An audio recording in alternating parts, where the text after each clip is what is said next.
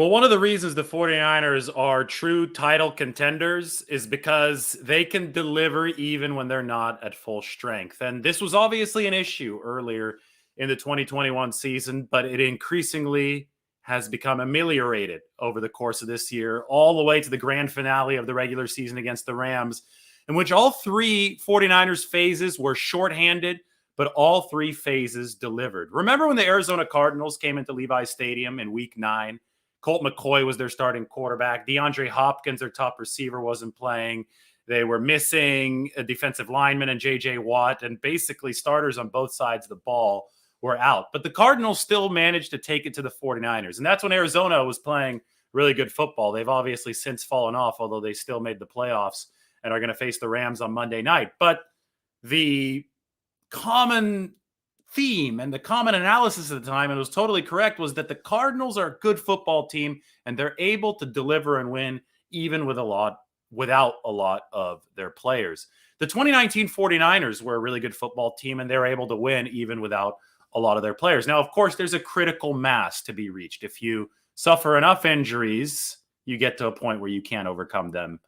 Case in point, the 2020 49ers. But at some level, you should be able to win a big game even without all of your guys. And the 49ers faced that test against the Rams on Sunday.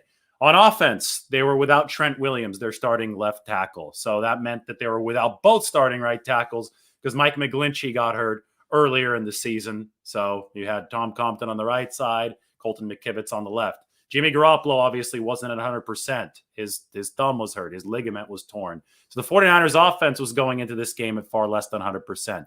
The defense was also at far less than 100%. No Jauan Williams at nickelback, and Jaquiski Tartt strained his groin about halfway through the game. So the 49ers had to go for a contingency plan there. And then obviously the special teams wasn't where it should have been because Mitch Wishnowsky suffered a concussion in the first half. So the 49ers had to have Robbie Gould punt. You had all three phases of the game leaking oil in terms of the depth chart and the injury report, but still somehow, some way, the 49ers delivered. So that's what this video is about. You could subscribe and watch the post-game report that I put up late last night. You can watch my Jimmy Garoppolo, Trey Lance breakdown about how the 49ers have managed the quarterback situation perfectly here in 2021, despite what social media was trying to say. A lot of people deleting tweets and eating some crow today on that front.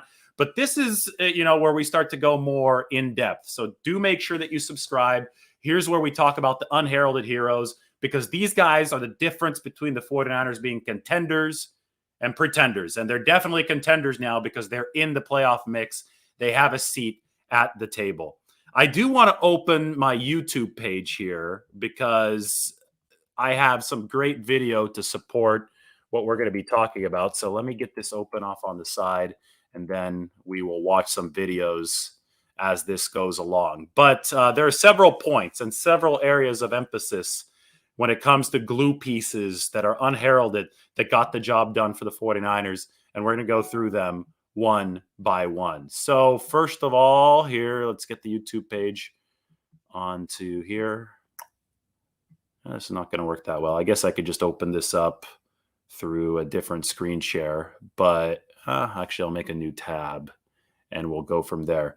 But I got some good post-game video yesterday that I think everybody will enjoy because we have some personality that we're dealing with on this 49ers team, and it's shown through in the post-game press conference. Here we go. First of all, there was a fire alarm during Jimmy Garoppolo's conference. We're going to watch that in a second, but it also features some Fred Warner and some Juwan Jennings. First, we're going to talk about Juwan Jennings. 6 catches, 94 yards. Maybe I should spell that better next time. Here we go. 6 catches, 94 yards, 89.2 blocking grade from Pro Football Focus for Juwan Jennings. The guy was a monster for the 49ers yesterday. Yards after the catch, big third down catches, 2 touchdown catches. He hauled the trick play in from Deebo Samuel to tie the game, and he also obviously tied the game a second time, catching the pass from Jimmy Garoppolo with 26 seconds left in the football game. Juwan Jennings has emerged from a 7th round draft pick out of the University of Tennessee into a dependable third receiver for the 49ers who, pisses opponents off with the way that he blocks downfield. He's a guy that you love to have on your team, but hate to play against. And he's a guy who knows how to rumble after the catch, which is a prerequisite to be part of the 49ers receiving room. So Juwan Jennings needs to be praised. I mean, this is a guy who the 49ers needed to make the playoffs. And that's the cool thing about having margins this narrow. The 49ers barely made it, right? But then you could further appreciate all of the small contributions in all corners of the roster, which we're going through in this video, that made it possible. And the emergence of Juwan Jennings certainly made it possible. The guy is exuberant. The guy lifts the spirit of his teammates, and then the guy goes out there and upsets the opposition with how hard he blocks downfield. And obviously he upsets the opposition with how well he's catching the ball right now and rumbling after the catch. So along the lines of Juwan Jennings and the exuberance that he brings, we're going to watch my video from yesterday. And this is the 49ers and their post-game press conference. I strung together 3 videos, which include Jimmy Garoppolo doing his post-game press conference through the fire alarm. So let's take a look. It includes Juwan Jennings, of course, too. That's what it shows. Thank you. Did it feel like a home game? Towards the end, yeah. First half, we didn't give our fans enough to cheer about, but towards the end, that red started getting loud and faithful really came out. Did it feel like a home game almost? Yeah, towards the end. Yeah, we can't believe it. All right. Thanks, guys. Do we have to evacuate, Corey? Are we going down? Oh my goodness. I don't think you can draw it up any better than that. It's like just like a storybook ending, you know, like he's always been in position so many times like this, you know, his last little couple of games, and to make it in the biggest moment when we need it most, like that game was wild. Yeah, that's a special one. That's incredible. Was it something? Just thinking about the team, putting the team first, you know, if I'm kind of just like, if I'm gonna catch it, you know, I'm letting the team down. You know, these guys making plays everywhere else, so when my number gets caught on, kind of put on myself to go and make a play. Coming out of the huddle, did you have a good idea the ball was coming your way on the game-time touchdown? No, I didn't. You know, just going out there to run my route to the best ability. You know, the coverage was allowed me to be open, and it did. And Jimmy found me.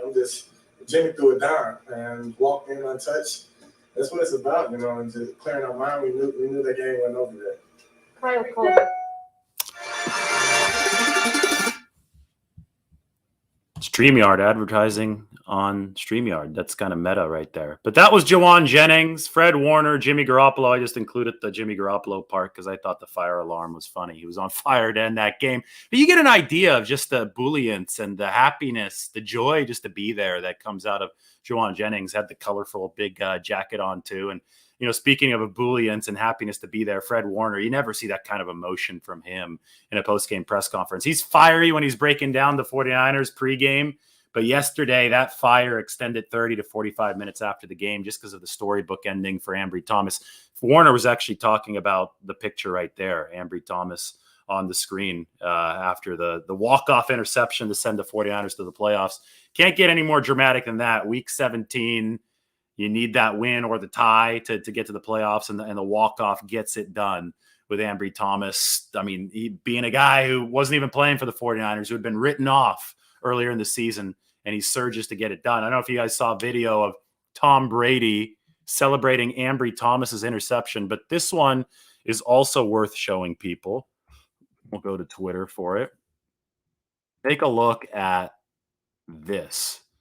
This is in the Buccaneers locker room after the game, or at the end of the game. This is literally Tom Brady celebrating Ambry Thomas's interception. Who guessed in November that Tom Brady would be celebrating an interception by Ambry Thomas of the 49ers of all people by the time this season ended? The Bucs were celebrating the fact that the 49ers beat the Rams to give them the 2 seed. So Tampa Bay earned the 2 seed. But this meant a lot to Tampa Bay. It's just surreal to me to see Tom Brady celebrating an Ambry Thomas interception. That just gives you an idea of how many wild twists and turns this season has taken. And yes, they are both from Michigan, but I don't know if Tom Brady realized that in the moment. I think Tom Brady just saw the 49ers win a game that helped out Tampa Bay. But the Bucs posted that on their Twitter account, and I just was like, well, so much has happened. I've tried to make as many videos as possible here. I'm writing as much as possible. Obviously, that's my article up on the screen. We did the podcast. I'm trying to encapsulate this because it's an all-timer for the 49ers. And of course, Jimmy Garoppolo was a primary contributor. Of course, I made a video about him, but it's a team win, right? And Juwan Jennings, his 6 catches, 94 yards, that exuberance, that represented a lot of what the 49ers did right. Colton McKivitz also deserves some credit. Keep in mind that Colton McKivitz hadn't played at all in this 2021 season. He was a rookie in 2020. He struggled mostly at right guard.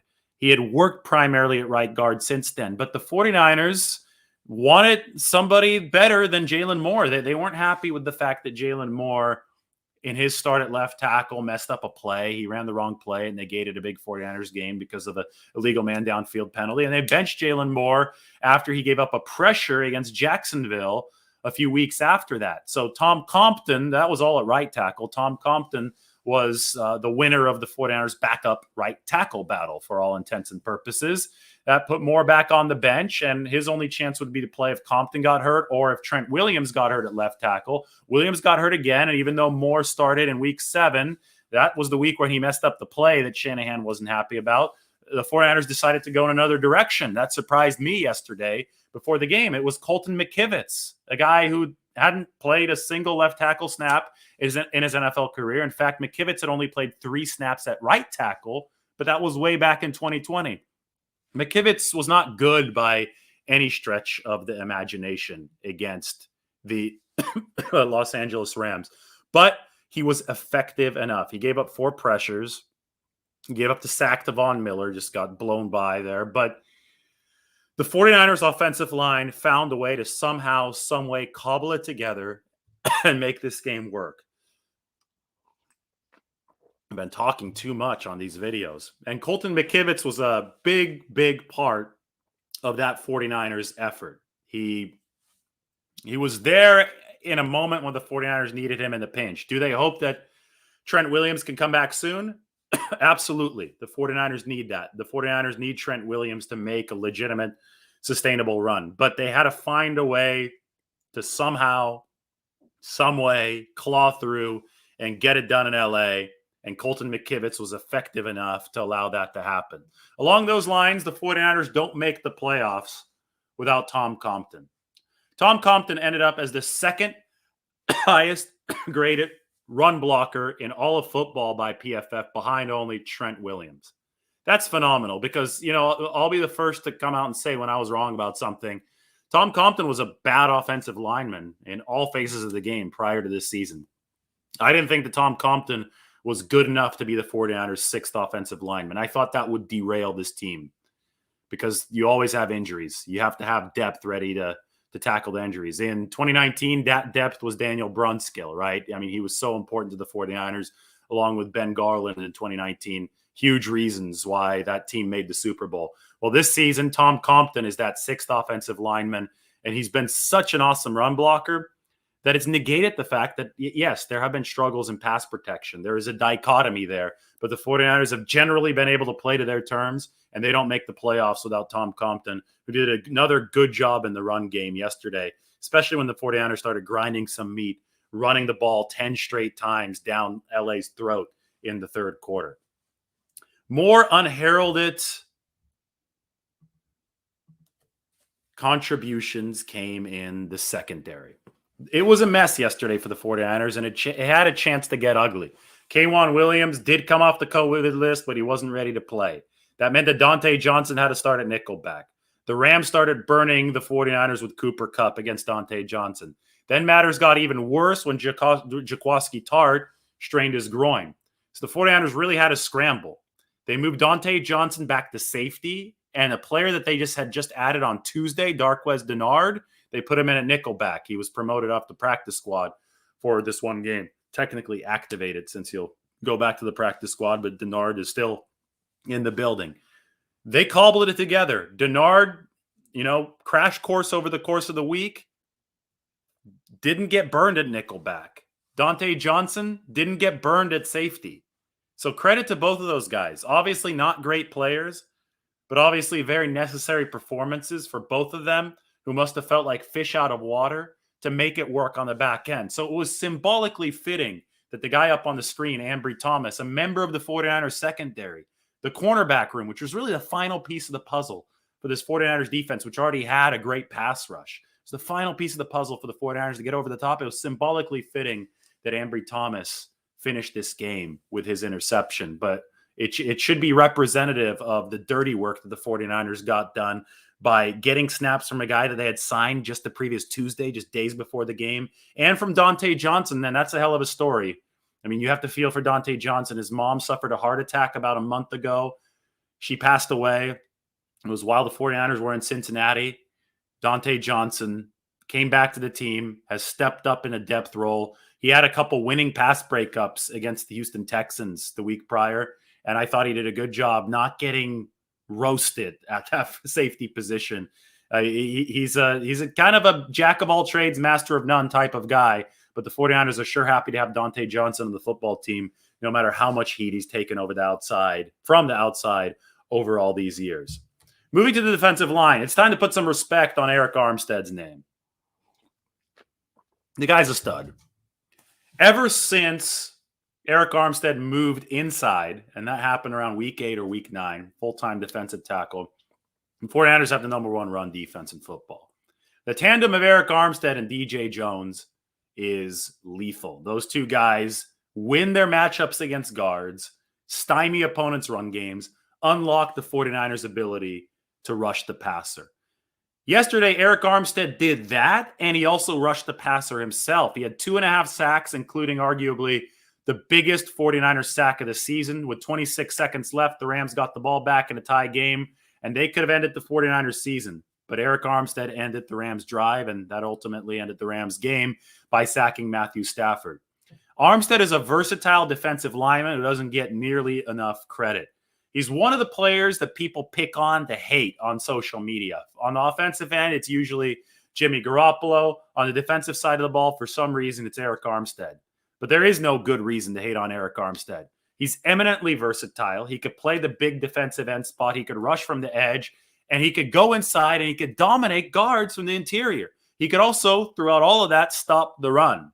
So he could rush the passer, and he could stop the run. And the 49ers have the number 1 run defense in football, thanks in large part to Arik Armstead.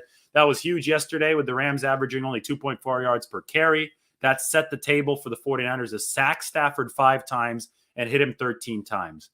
The majority of that pressure came from Arik Armstead. 7 pressures, multiple quarterback hits, 2.5 sacks. It's time that people start respecting one of the most versatile defensive linemen in football. The 49ers do not make the playoffs without Arik Armstead. Guess who else came through? The special teams GOAT, and not in a good way. The guy who's usually considered the GOAT on special teams, not the greatest of all time. GOAT can mean 2 very different things. And Robbie Gould yesterday probably deserves some credit for GOAT in the good kind of way. He punted. And he hadn't punted since 2007. Only 3 career punts entering yesterday's game for Robbie Gould, and he averaged 27 yards per punt. That wouldn't have been good enough for the 49ers in this game. They needed Gould's 2 punts replacing Mitch Wishnowsky, who had suffered the concussion, to be good ones. And they were good ones. Gould averaged nearly 45 yards per punt. The 49ers changed the field position at 2 critical moments of the game in the second half. And Gould also converted his 2 field goal attempts in this game, including the winning field goal held by Kyle Juszczyk, who was filling in for Wishnowsky. So it's not easy. I mean, people take it for granted, but the whole snap, hold, kick game, there's a lot of intricacy there. It's different when Kyle Juszczyk is holding than when Mitch Wishnowsky is holding. And there was a chance that would screw the 49ers up, but it didn't. Juszczyk did the job, Robbie Gould did the job, and Robbie Gould did a hell of a job punting. And I thought it was symbolic during a season in which the 49ers special teams wasn't good.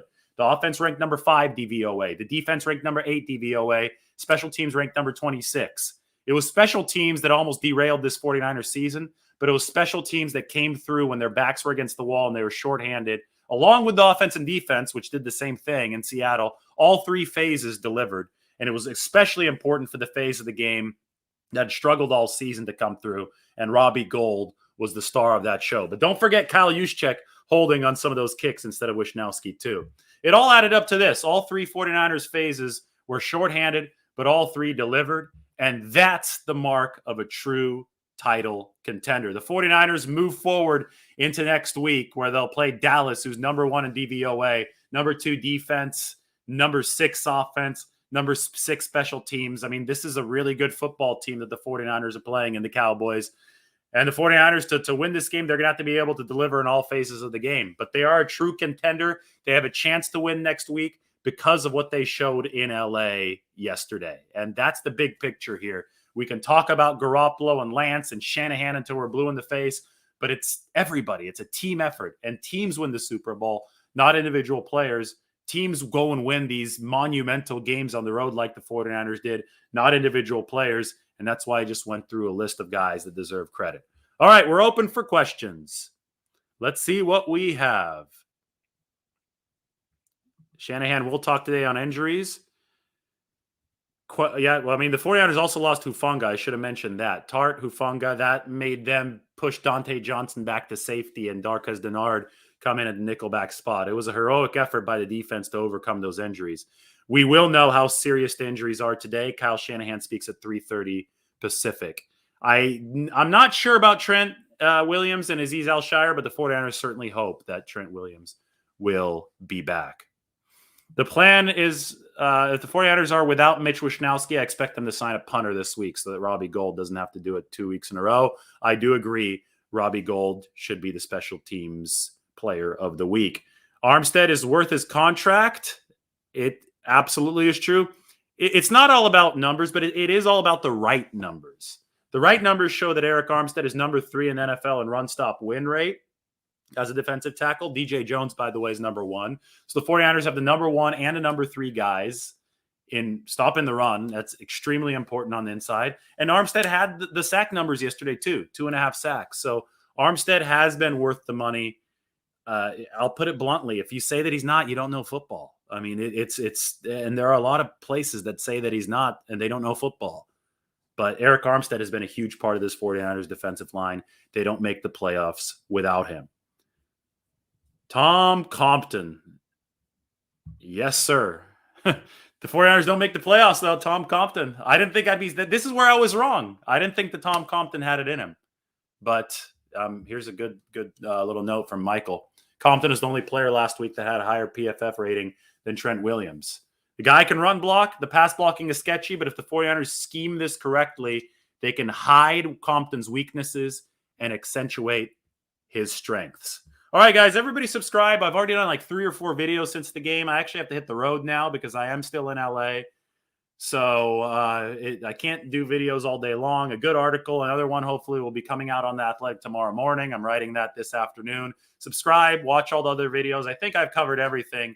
And pretty soon we're going to start talking about the Dallas Cowboys. The 49ers and the Cowboys, I mean, it's a hell of a rivalry. I think I might even have a picture of my 49ers Cowboys article up here. Maybe I don't. Oh, yeah, here we go. This is one that you need to read. I wrote this article 2 years ago or maybe a year ago. But, we'll just go through this for fun before we sign off. Obviously, Jerry and Dion in 1995. Steve Young, Charles Haley, I think that's in 1992. Emmitt Smith, that was 93, actually. Emmitt Smith in 92 at Candlestick. Jimmy Johnson with his speech. Dion and Michael Irvin, controversial play in 94. And Ken Norton Jr. played for both teams. That's also 94. You could tell from the throwback uniforms. Then Steve Young getting over the mountaintop against the Cowboys. That's Harris Barton in the background. That's the famous dive play at Candlestick. 94 NFC Championship game. The rivalry is special. We should honor it. I wrote 6,000 words honoring it about a year and a half ago. It's right here. So it would be awesome if you guys read it. I'll post it in the comment section. And I'm going to go back through the 49ers Cowboys rivalry in a video later this week. I'll take down that Tom Compton comment and reemphasize that the 49ers did something really special yesterday. All three phases of the game were shorthanded, all three delivered, and that is the mark of a true title contender. So I'm really excited to see what happens next. It's going to happen in Texas Stadium, or Cowboy Stadium now. 49ers, Cowboys. Excited for the trip to Dallas. Everybody take care, subscribe, have a good day.